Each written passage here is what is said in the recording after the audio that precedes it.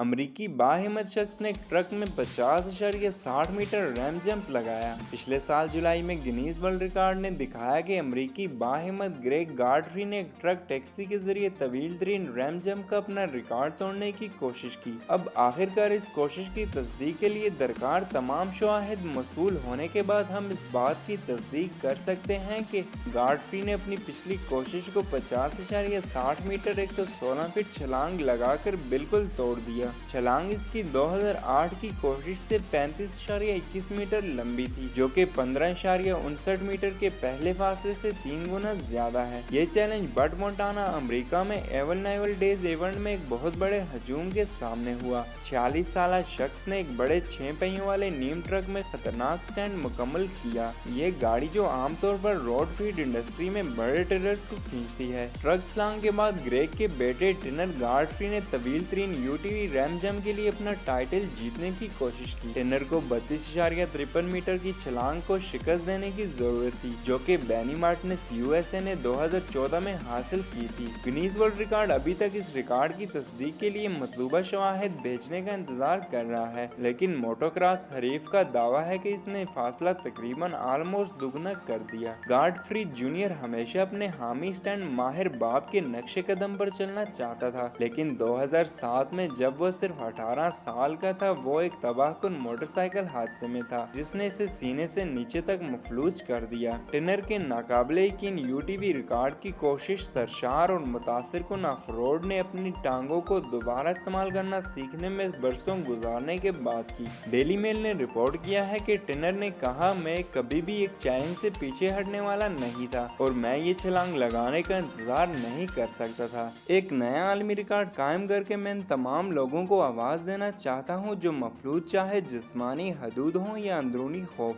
हम सब के अंदर अजमत है। वीडियो पसंद आने की सूरत में हमारे चैनल खबर बैंक को सब्सक्राइब कर दें और बेल आइकन को प्रेस कर दें।